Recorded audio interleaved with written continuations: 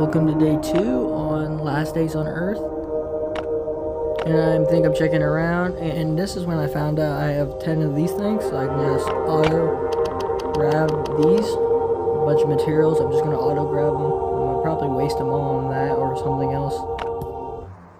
And then I head right back to the motel, and I'm going to sneak up to the zombie, killing it. So the reason I'm doing this is because as of right now, that's all I really know, the best place to go to. I find out later that there's way better places to go to for loot, and I'm slowly figuring out everything about this game. I just go around killing zombies and loot this place like normal, like I think I did in the first video. So since you guys already seen basically all this, I'm just going to speed it up real quick and go to the next part.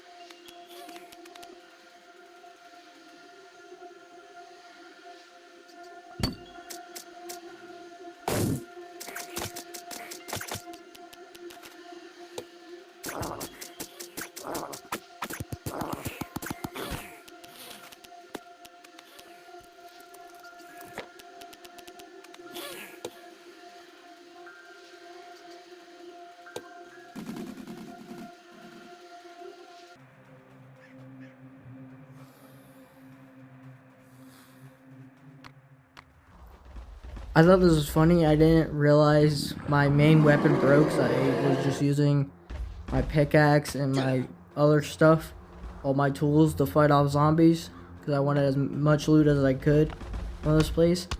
So I think I beat this Weeper with my fist to death, which is very hilarious. It like destroys all my clothes and stuff. I should have honestly just left at this point, but like I said, I'm just trying to gather as much loot as possible.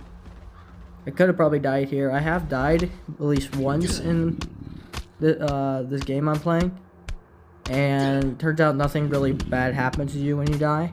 I thought it was like, oh, you died, now you have to restart or something, but no.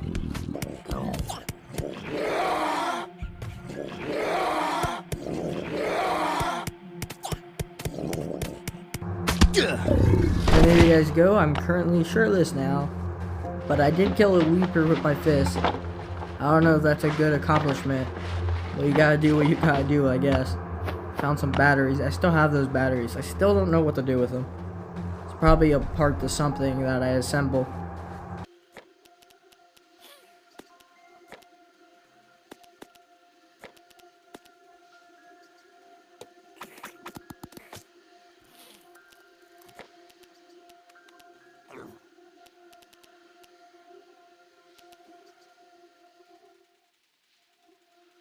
As you can see here, I picked up a jacket from inside, and then I think I decided to go home, hopefully.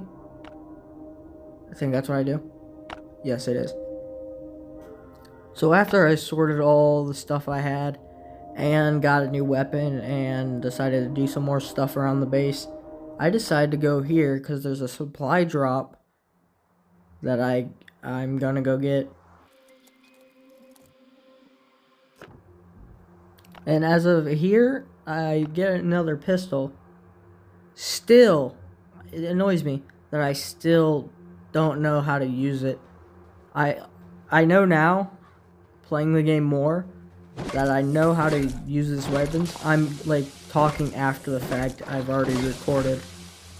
And it just annoys me looking back at these videos and being like, you could 100% use that weapon right now and just kill all these zombies that are around you.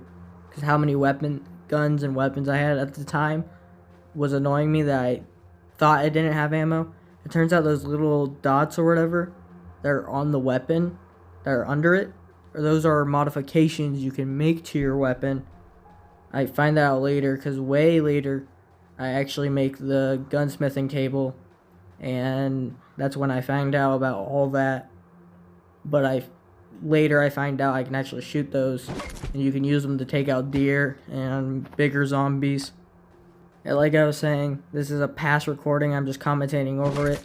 It's just so annoying that I didn't know at this time still, because this is an entirely different recording. I record for like an hour or two, or I used to. I started doing a different style recording. Like, I don't record anything I do around the base now. Aside from this video, I did it in this video, I just cut it out because I feel like that would be boring for you guys to watch. And I'm just so annoyed looking back at these videos of little things that I could do better, that I am doing better now. And it just annoys me that I wasn't doing it at the start and now I'm doing it. Oh, this is good. This is something you guys haven't seen yet, at least in my channel. We're actually going to a destroyed convoy, which these I actually go to pretty decently a lot because they're pretty interesting. A destroyed convoy actually has a lot of loot.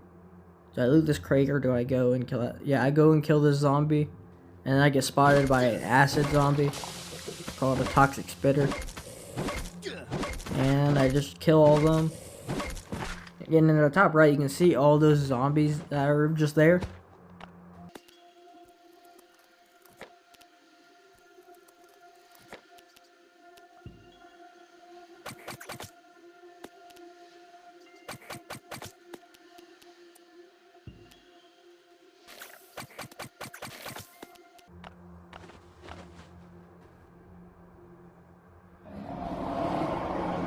And I think this is where I find out you can actually use weapons. Because I pick up a minigun, and all these zombies are supposed to spawn and rush you while you have the minigun. And I think this is when I find out you can start using weapons, or it might have been shortly after that. I used this once before after that. And there's a, what's it called, floater. It reminds me of Dead Island 2 with the floaters. I kind of figured out what those coupons do, but I'm still too low of a level to actually use these. I've just been holding on to them. Pretty sure I just get rid of that finger at some point, because I didn't know if it was useful or not, and just kind of sat there holding inventory space.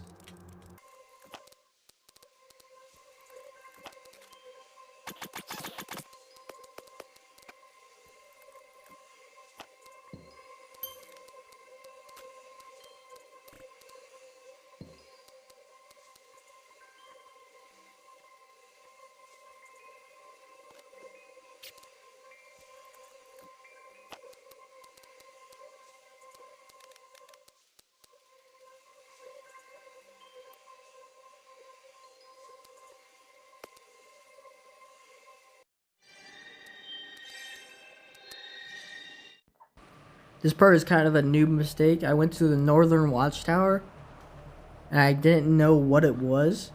It turns out you need an electric generator to do anything with this, and I had no clue how to get it. I'm pretty sure it's a loot item in one of the places near you. It's like a rare loot item you can pick up. It might be, because I think I saw it. Either that or what I saw was a car battery. I don't know if they look very similar, or if it's a craftable item. I don't know fully yet, but I basically just walk around here and do nothing, because you can't do anything here at this point. And bada bing, bada boop, I have found another supply crate.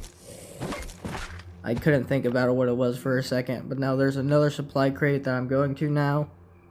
It was near my base, so I decided just to run to that real quick.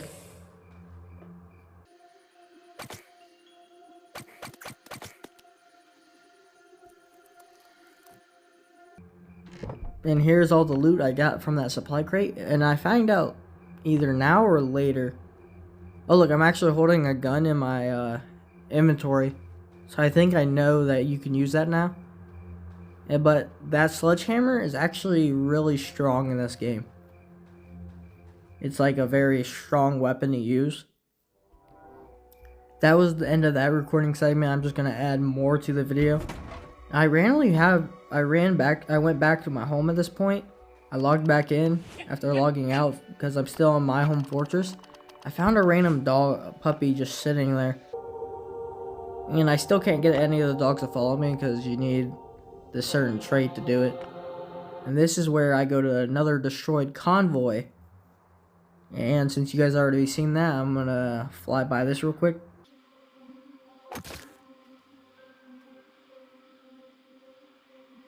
After I take out the zombie, you can actually see how strong this sledgehammer is. Just look how much damage it does to a toxic spitter. This might be one of the best weapons you can have. While you're at least one of the best melee weapons you can have. Which I thought was pretty cool. I also was very confused why he was glowing red. It turns out they just glow through a tree or an object. Just so you can see their dead body. Now, I actually do a lot of damage to floaters as well. Whenever I switch to the correct weapon, because for some reason I'm holding the axe right now. Am I just going to keep using the axe like an idiot? Okay, I actually switched. I don't know why I'm holding the axe in that slot. Later in the video, or in the next video, I actually switch it and I put my pistol there because I feel like that's like the best spot to put it. Let me know in the comments if you do carry a gun with you in this game. Where exactly do you put it? Because I usually put it in that extra slot that you get.